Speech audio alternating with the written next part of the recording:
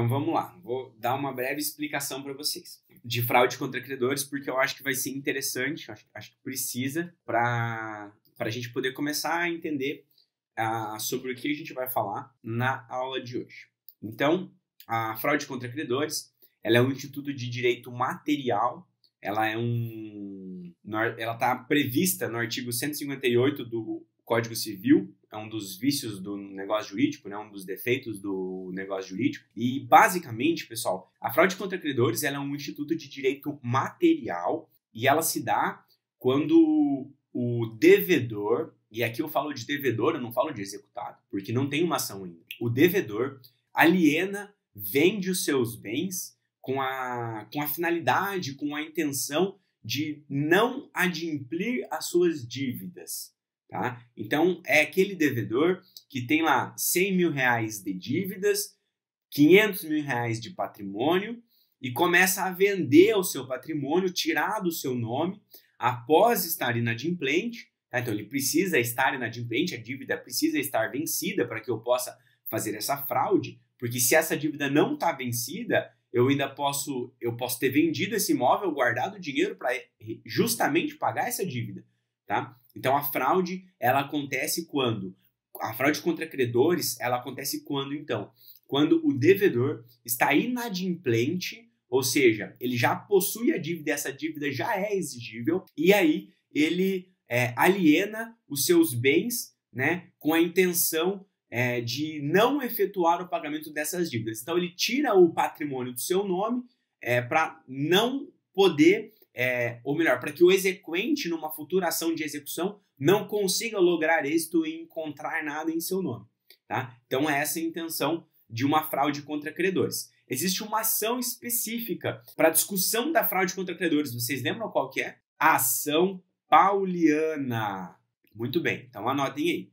Ação pauliana é a ação que tem como objeto uma fraude contra credores. E aí eu entro com uma ação pauliana para poder anular esse negócio jurídico de modo que o patrimônio que era do devedor e que ele vendeu para outro volte para o nome dele. Tá? Então é uma ação pauliana onde eu discuto essa fraude contra credores e aí eu tenho a intenção de fazer com que o bem retorne ao patrimônio do devedor para que aí eu possa executar e ir lá e penhorar esse bem que ele tirou do nome com a intenção de fraudar a execução, né?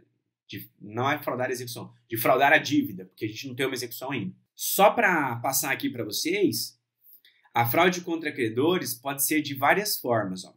Ela pode ser unilateral ou ela pode ser também bilateral. Tá? Unilateral é uma única manifestação de vontade. Bilateral são duas manifestações de vontade. Tá? Então, a fraude contra credores de uma forma unilateral é que ela renuncia à herança, por exemplo. Tá, ó, eu vou renunciar a essa herança aqui, porque daí ela não entra no meu patrimônio e aí o meu credor não consegue pegar esse dinheiro de mim. Tá? Então, eu vou renunciar à herança. É uma fraude contra credores como um ato unilateral, de uma forma que eu consigo ajuizar uma ação pauliana para que eu consiga anular essa renúncia. Tá? O bilateral é o mais comum. O bilateral é o contrato de compra e venda. E ainda, a fraude contra credores pode ser tanto gratuita quanto onerosa. Beleza? A fraude contra credores pode ser gratuita ou onerosa. Gratuita, uma fraude contra credores gratuita é aquela doação, tá? Eu vou doar o meu patrimônio para uma outra pessoa para o meu credor não conseguir atingi-lo, tá? Então, ela pode ser gratuita. Assim como a fraude contra credores também pode ser onerosa. Ela também pode decorrer, por exemplo, de um contrato de compra e venda, de eu ter recebido de eu receber dinheiro em troca de vender o meu imóvel, e aí o dinheiro é vento, né? O dinheiro difícil você vai conseguir pegar, porque ele pode estar numa conta, em outra conta, pode estar, por exemplo, numa criptomoeda, que a gente já discutiu, que é difícil de eu conseguir executar, de eu penhorar, tá? Então, essas são as 4 hipóteses de fraude contra credores, aí simplesmente lembrando vocês, tá? Ó, requisitos. São 2. Eventus Domini e Concilium Fraudis. ED, Eventus Domini. Esse Eventus Domini ele é também chamado de requisito objetivo, tá? Esse Eventus Domini significa evento danoso. Então, eu preciso ter um evento danoso. Esse evento danoso, ele é um requisito objetivo. Por que ele é um requisito objetivo? Porque eu não preciso de nenhuma subjetividade nele. Eu olho objetivamente e eu sei se esse requisito está presente ou não. Quando? Quando que esse requisito vai estar presente?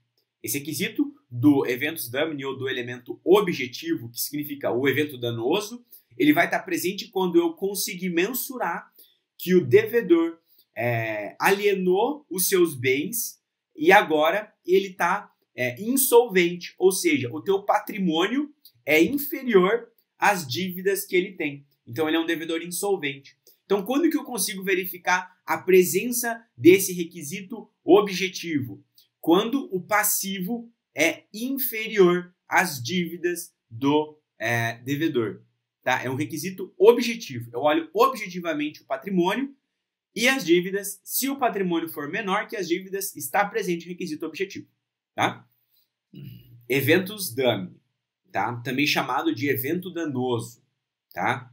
Para que eu tenha essa fraude contra credores, o que é a fraude contra credores? A fraude contra credores é quando um devedor ele está inadimplente e ele aliena os seus bens, tá? Com a intenção aí de tornar-se insolvente e não ter patrimônio para poder pagar as suas dívidas, tá? Então, para eu configurar uma fraude contra credores, eu preciso de 2 requisitos. O primeiro requisito é o elemento objetivo, também chamado de eventus domini ou evento danoso. Eu preciso identificar um evento, né, que o devedor estava inadimplente, ocorreu um evento, por exemplo, uma compra e venda de um bem imóvel, uma doação de um patrimônio, e esse evento o tornou insolvente. Tá? Então, esse evento o tornou insolvente. Eu olho para isso de uma forma objetiva. Está presente ou não está presente? Eu não preciso colocar nenhuma subjetividade, nenhuma interpretação, porque é simplesmente eu olhar o patrimônio dele antes, olhar o evento danoso e aí olhar como ficou o patrimônio dele. Tá? Se o patrimônio ficar inferior à dívida e ele permanecer com a dívida, eu tenho configurado o requisito objetivo ou o eventus domini. Tá? Esse é o primeiro requisito. Segundo requisito, eu vou explicar os dois, depois eu volto se for o caso. O segundo requisito é o concilium fraudis. O que significa o concilium fraudis? Concilium fraudis, do latim, ele significa o conluio fraudulento, né? A intenção de fraudar. Tá? Então, esse concilium fraudis também precisa estar presente. Ele também é chamado de requisito subjetivo. Então, nós temos um requisito objetivo, que é o evento danoso, e um requisito subjetivo, que é um concilium fraudis. Tá? O concilium fraudis, a intenção de fraudar. Tá? Essa intenção de fraudar, ela precisa aí estar presente nesse negócio. Tá? Lembrem-se sempre do seguinte, a má-fé não se presume, a má-fé se comprova.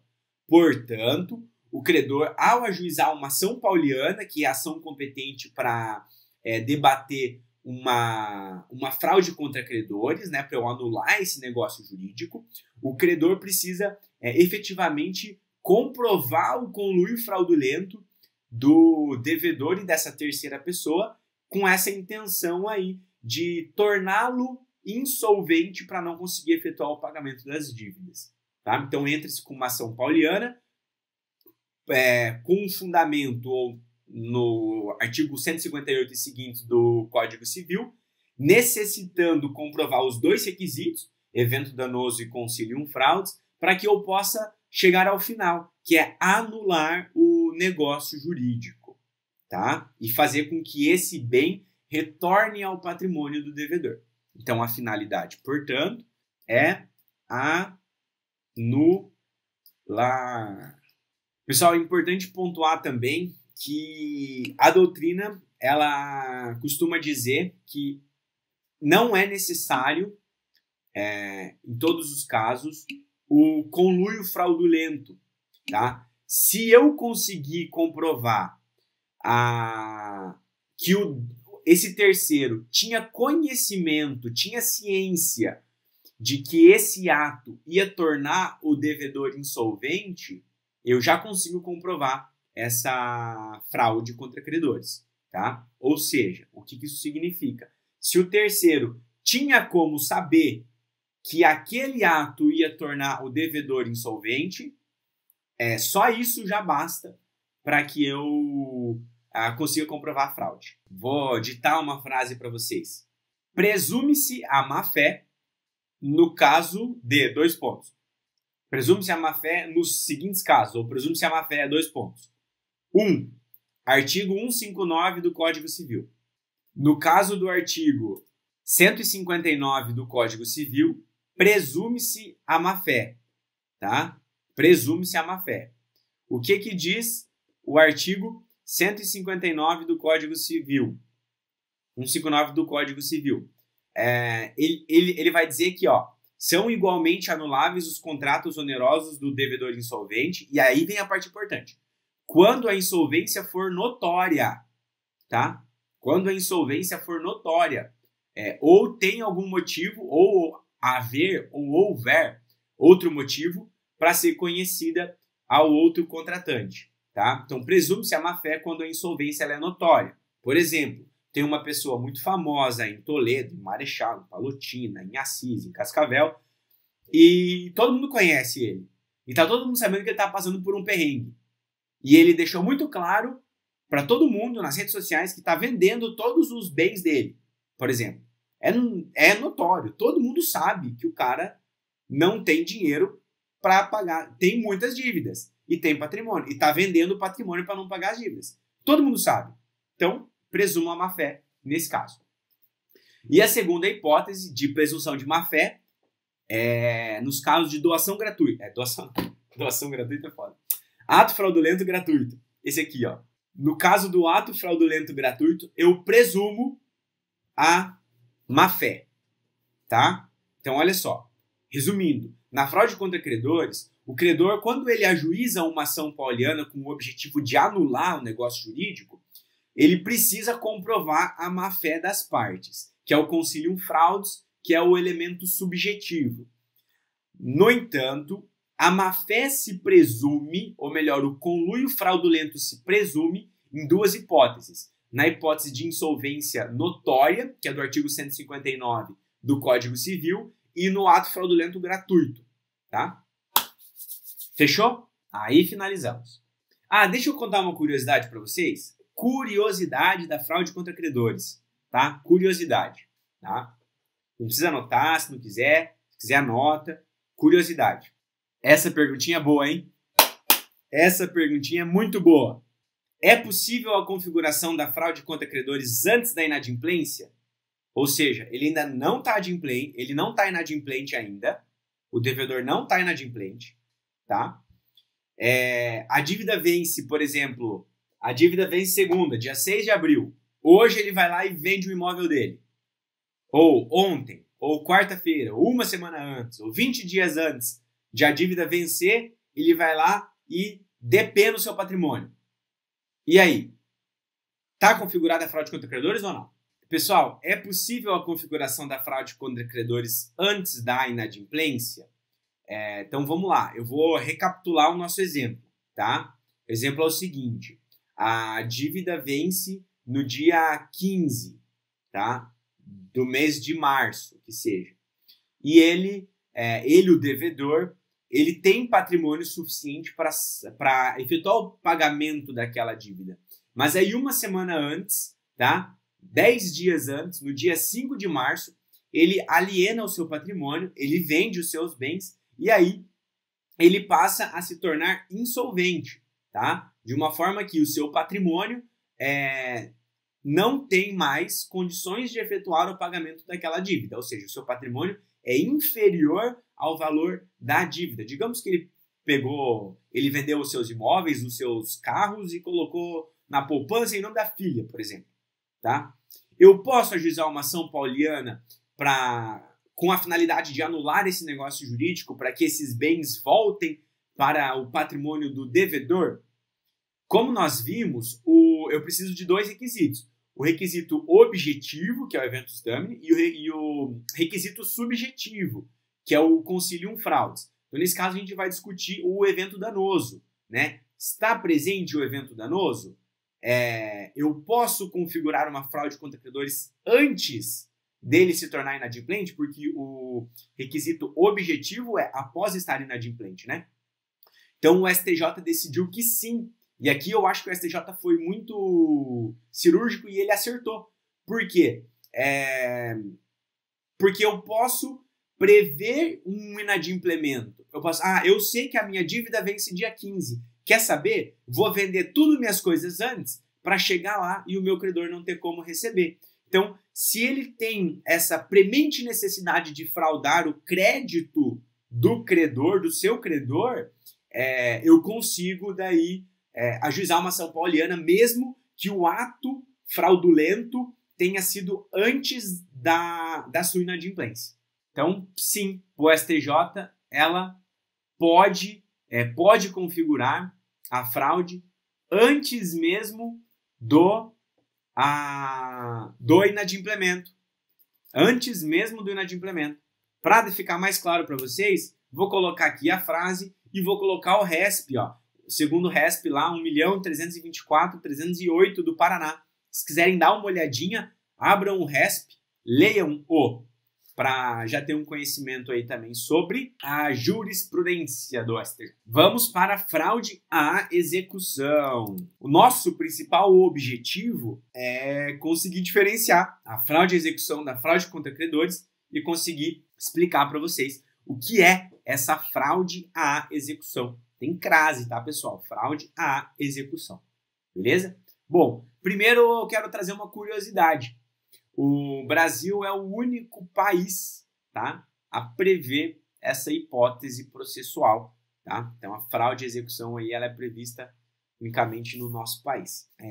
Olha só, então. O que é a fraude à execução? A fraude à execução é a mesma ideia da fraude contra credores. Eu tenho a intenção de fraudar o meu credor.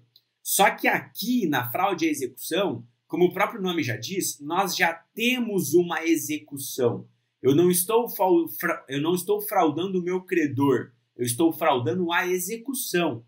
Tá? Já tenho uma ação de execução e eu, com a intenção aí de fraudar a execução, eu alieno os meus bens imóveis, móveis, todo o meu patrimônio para me tornar insolvente e não conseguir efetuar o pagamento daquela dívida. Tá? Então, primeira diferença, na fraude à execução nós temos uma execução em curso. Na fraude contra credores não se tem uma execução ainda. Tá? Na fraude contra credores não se tem uma execução. Tá? Na fraude à execução, sim, a execução já foi ajuizada. Tá? E esse é o marco temporal aí, basicamente, que difere a fraude contra credores da fraude à execução. Um outro ponto de diferença da fraude contra credores e da fraude à execução é porque a fraude contra credores ela é um instituto de direito material. A fraude à execução é um instituto de direito processual. Tá? Então, duas informaçõezinhas aí. Recapitulando, a primeira questão aí é que o marco temporal entre fraude contra credores ou fraude à execução é saber se a gente já tem uma ação de execução ajuizada com citação válida, né? Então, se eu já tenho uma ação de execução, eu vou para a fraude à execução. Se eu não tenho, eu tenho que ir para a fraude contra credores, tá? E a segunda diferença, básica, assim, introdutória ainda, é que a fraude contra credores ela é um instituto de direito material, enquanto a fraude à execução é um instituto de direito processual. Tá? Primeira diferença. Duas diferençazinhas já para vocês já irem se localizando sobre o que a gente está falando. eu tenho uma pergunta para vocês. Qual é a mais grave? A fraude contra credores ou a fraude à execução? Olha só que interessante. Por que a fraude à execução é uma fraude mais gravosa do que uma fraude contra credores? Porque a fraude à execução, eu não estou fraudando somente o meu credor. Eu estou fraudando o Estado. Eu estou cometendo um ato contra o Estado. Lembra que nós já conversamos de que a execução, para alguns doutrinadores, ela se direciona contra o Estado, para o Estado utilizar os atos executivos, subrogação e coerção, para poder pagar a dívida do exequente? Então, nesse caso de fraude à execução, eu não estou fraudando só o meu credor, eu estou fraudando o Estado, eu estou enganando o Estado. O Estado está movendo a máquina jurisdicional e eu, como executado, estou tentando me escapar e enganar o Estado. Então, pelo fato de eu fraudar o Estado junto, ela se torna mais grave, tá? E por se tornar mais grave, ela é mais fácil de ser comprovada, que eu vou explicar agora para vocês. Mas antes, eu só preciso continuar nessa hipótese de a fraude à execução ser mais grave do que a fraude contra credores. Ela tanto é mais grave que o artigo 774, inciso 1 do Código de Processo Civil, ele vai trazer que considera-se uma conduta atentatória à dignidade da justiça, tá? Então, inclusive, segundo o parágrafo único do mesmo dispositivo legal, que é o 774 do Código de Processo Civil, eu posso imputar uma multa para o executado que cometer atos de fraude à execução.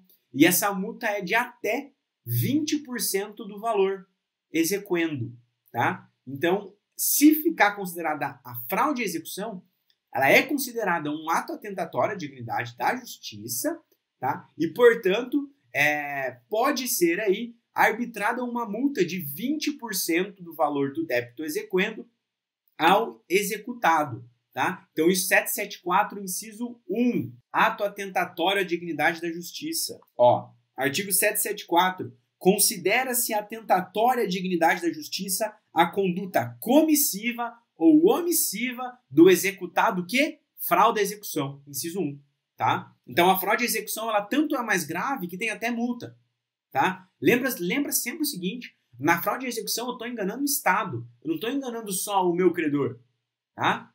Enganar o Estado não pode, tá? É o Estado movendo toda a máquina judiciária para poder entregar uma prestação jurisdicional e o executado tentando fraudar ela. Olha para mim no quadro, me acompanhe. Eu falei para vocês que na fraude contra credores eu precisava de 2 requisitos. Eventus damini, que é o elemento objetivo, e o consilium fraudis. Quando a gente vai falar de fraude à execução, eu não preciso desse requisito aqui. Então, a fraude à execução precisa de um requisito só. Qual requisito é esse? Eventus damini, tá? Que é o evento danoso. Portanto, anotem aí, na fraude à execução, não é necessária a comprovação do consilium fraudis. Pessoal, sobre esse ponto de comprovar ou não comprovar o consilium fraudis, eu vou trazer algumas questõezinhas aqui para vocês, tá? Porque não é tão simples assim, tá? Anotem. STJ, 2 pontos. A má-fé não se presume, vírgula, se comprova. Ponto. Para o STJ, esse jargão ainda é muito válido, tá? Então, para o STJ, esse jargão é muito válido. A má-fé se prova, a boa-fé se presume. Por que eu estou dizendo isso aqui no Consilium Fraudis? Porque o próprio STJ, ele fala o seguinte, mesmo se tratando de fraude à execução, exequente, eu preciso interpretar que a boa-fé se presume. Então, eu entendo de boa-fé o executado. Eu entendo que ele fez isso de boa fé, tá? É isso que o STJ fala, tá? Mas a gente vai entrar um pouquinho mais a fundo aqui. Vamos lá, pessoal, ao artigo 828, parágrafo 4º. Vamos ler o caput antes, tá? Artigo 828. Pessoal, o que é isso aqui, ó? O exequente pode obter certidão e levar essa certidão no cartório de registro, tá? Então, olha só. Eu ajuizo a minha execução antes de citação, antes de qualquer coisa. Eu posso pedir uma certidão e ir registrando nos cartórios de imóvel que o executado tem imóvel, tá? Ó, ele tem imóvel aqui, registra para mim na matrícula do imóvel que tem uma execução contra esse devedor, contra esse proprietário. Registra isso para mim. Entenderam que eu posso fazer isso? Eu ajuizo a minha execução, no momento que eu ajuizei ela, foi distribuída, caiu na primeira vara civil, eu vou lá na primeira vara civil, peço uma certidão de que existe, tá, essa execução e levo nos cartórios. Agora, olha o parágrafo 4º. Presume-se em fraude à execução a alienação ou oneração de bens efetuada após a averbação. Nesse caso, presume-se a fraude. Presume-se a fraude, tá? Então, aqui nesse caso, eu realmente não preciso provar basicamente nada. Quando eu vou precisar, quando que vai ter essa presunção? Olha aqui para mim no quadro. Quando eu tenho na matrícula do imóvel lá, uma averbação dizendo: existe uma ação de execução em curso em nome de Depois disso, vai lá um cara e vende o imóvel. É fraude presumida. Ah, mas a pessoa que comprou o terceiro de boa-fé estava na matrícula. Ah, mas ele não olhou. Azar dele. Como que você vai comprar um imóvel, não vai olhar na matrícula? Como que tá? Então, eu presumo que ele tem olhado a matrícula.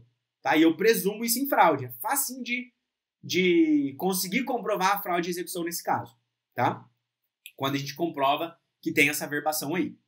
Para sedimentar tudo isso, súmula 375 do STJ. Súmula 375. Vou ler. O reconhecimento da fraude à execução depende do registro da penhora do bem alienado ou da prova da má-fé do terceiro adquirente. Reconhecimento de fraude à execução depende do registro da penhora do bem alienado. Registro de penhora que esteja penhorada, ou até mesmo, olha no quadro aqui para mim, ou até mesmo esse registro que nós falamos aqui, ó, da averbação, ou da prova de má-fé do terceiro adquirente, ou da prova de má-fé do terceiro adquirente. Pegaram essa parte final? Ou da prova da má-fé do terceiro adquirente, tá? Sobre essa última expressão, a doutrina ainda diverge hoje, tá? Por quê? Estejam comigo no raciocínio, nós vamos perder, tá? Sobre essa última expressão da súmula 375, que depende, que a comprovação de fraude e execução depende da comprovação da má-fé do terceiro, a doutrina, ela está se divergindo. Por quê? Porque essa súmula, ela foi editada no CPC de 73, no CPC revogado. Tá? Ela não é do novo CPC, que nem é mais tão novo assim, já tem 5 anos, né? Então, é uma súmula editada na vigência do CPC antigo, tá? E aí a gente precisa tentar fazer uma releitura dessa súmula para saber se essa súmula ainda está válida. Essa parte final da súmula, na verdade, porque até a parte da penhora, que é o que a gente viu agora, ela permanece válida. Essa parte final, ela está válida ou não está válida? Por que eu pergunto isso? Pelo parágrafo 2º do 792. Olha lá o que o parágrafo 2º do artigo 792. Olha o parágrafo 2º do 792. Nos casos de aquisição de bem não sujeito a registro, o terceiro adquirente tem o ônus de provar que adotou as cautelas necessárias para a aquisição, mediante a exibição de certidão pertinente, obtida no domicílio do devedor no local onde o bem se encontrar. Como que fica a parte final da súmula 375 do STJ com a redação do 792, parágrafo 2º? A súmula foi editada no CPC antigo. Aí vem um novo CPC e traz uma disposição legal dizendo que quando o bem não for sujeito a registro, quem tem o ônus de provar é o terceiro. É o terceiro que tem que provar e não o exequente mais. Pegaram? Então, o parágrafo 2º ele vai dizer, bom, nesse caso aqui, eu não vou presumir a boa-fé. Eu vou falar, terceiro, vem e me prova que você estava de boa-fé. Esse é o ponto. Tá? Esse é o ponto. No parágrafo 2º, você está atribuindo ao terceiro que prove que estava de boa-fé.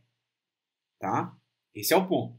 E aí, como que fica a parte final da súmula 375 do STJ, analisando o artigo 792, parágrafo 2º do Código de Processo Civil. Aqui a doutrina diverge, tá? Aqui a doutrina diverge mesmo.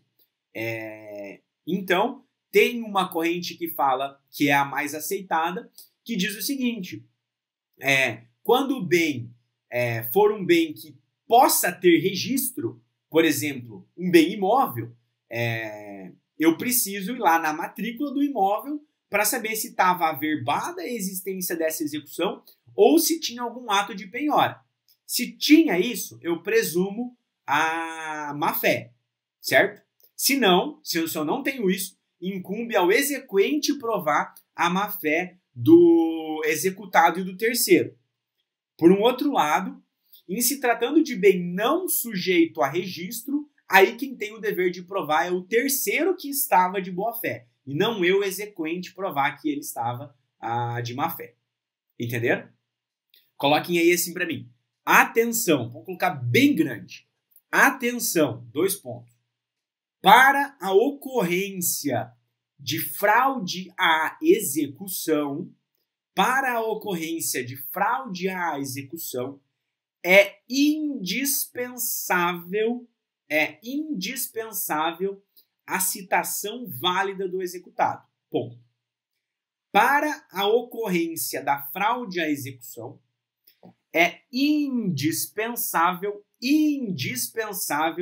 a citação válida do executado. Óbvio, né, galera? Eu preciso que o executado esteja ciente dessa execução contra ele. Senão, não é fraude à execução, tá? Então, eu preciso ter uma citação válida num processo de execução para daí conseguir responsabilizá-lo por fraude à execução. Mais uma coisinha. Hipóteses de fraude à execução. 2 pontos. Artigo 792. Incisos do caput do artigo 792. Tá? Então, se vocês... a gente não vai conseguir passar por todos eles hoje. Basicamente, eu já falei todos eles aqui, dando o exemplo, tá? Mas as hipóteses de fraude à execução estão nos incisos de 1 a 5 do artigo 792, tá? Aliás, quando vocês colocaram o tópico aí no caderno de vocês, fraude à execução, coloca entre parênteses depois, artigo 792. Tá? Porque está lá no artigo 792 a fraude à execução. Mais uma perguntinha, então. Pergunta, 2 pontos. Como alegar fraude à execução? Interrogação. Simples petição. Por simples petição. Ponto. Por simples petição. Ponto. Como que eu alego a minha fraude à execução? Simples petição. Ponto. Perceberam a diferença já? Perceberam a diferença? Na fraude contra credores, eu tenho que ajuizar uma ação chamada ação pauliana para poder comprovar a existência de uma fraude contra credores e anular o negócio jurídico. Certo? Na fraude à execução, eu faço por simples petição, tá? Então, a execução ela está em curso, de repente, eu tomo conhecimento de que o meu executado alienou os seus bens e agora ele está insolvente. Simplesmente atravesso uma petição, arguindo a fraude à execução, comprovando o elemento objetivo, a citação válida, né, de que o executado já tinha ciência desse processo de execução. Vejo a necessidade de comprovar também, por exemplo, que já tinha uma penhora, uma averbação de uma penhora, para que esse terceiro possa ter conhecimento dessa ação. E no próprio processo de execução, o juiz intima o devedor, executado no caso, para poder apresentar a sua argumentação e já decide. Tá? Eu não preciso de um processo novo. Eu não preciso, portanto, de uma ação pauliana como eu tenho na fraude contra credores. Então, a fraude à execução, ela sim é mais simples de eu arguir e de eu provar. Tá? Entenderam que a fraude à execução ela é mais simples? Olha lá. Artigo 792, parágrafo 4º. Antes de declarar a fraude à execução, o juiz deve intimar o devedor adquirente, o terceiro adquirente, que, se quiser, poderá opor embargos de terceiro no prazo de 15 dias, tá? Então, antes de eu declarar a fraude, eu escuto primeiro o executado, intimo o terceiro para se manifestar também e decido. Tem mais uma coisa que eu preciso falar para vocês. Coloquem aí para mim assim, ó. Enquanto a fraude contra credores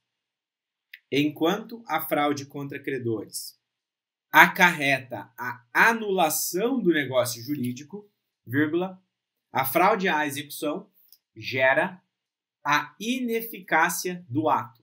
Olha só, quando eu tenho uma fraude contra credores, um ser humano vendeu para outro e tem um monte de outro no mundo, certo? Quando eu anulo para todo mundo. Esse negócio jurídico não valeu. Patrimônio, volte para esse carinha aqui. Eu anulei para todo mundo. Na fraude à execução, eu tenho um executado que vende o seu bem para outro executado, para uma terceira pessoa. Então aqui é um terceiro e aqui é o executado e o terceiro, tá? E tem várias outras pessoas no mundo, assim como aqui tem também. Enquanto aqui na fraude contra credores eu anulo para todo mundo, na fraude à execução eu gero a ineficácia do ato, ou seja, esse ato aqui ele é considerado ineficaz, ou seja, ele não vale para o exequente, só para ele. É só para o exequente que esse ato é ineficaz. É como se ele não existisse. Mas para o resto do mundo esse ato está válido. Na fraude contra credores, eu anulo para todo mundo. E na fraude à execução, eu torno ele ineficaz para o exequente. O ato ineficaz é aquele que não tem eficácia. Se ele não tem eficácia, o exequente pode ir lá e penhorar esse imóvel. Mas é só o exequente. Se essa pessoa aqui tem uma dívida, ele não pode vir e penhorar esse imóvel. Tá? É só o exequente. Ele é ineficaz em relação ao exequente. Coloca assim, para fechar, mais uma frase lá. Ó. Para a ocorrência da fraude à execução, é necessária a comprovação de, a litispendência, litispendência é ter uma lide pendente. Então, para a ocorrência da fraude à execução, é necessária a comprovação de, litispendência e 2, frustração dos meios executórios. Ou seja, eu preciso ter uma execução não bem sucedida, porque se o executado tem patrimônio para pagar a dívida, ele pode vender para quem ele quiser o que ultrapassar. O que ele não pode é vender para se tornar insolvente, tá? Preciso mais desses dois requisitos aí. Pessoal, é isso.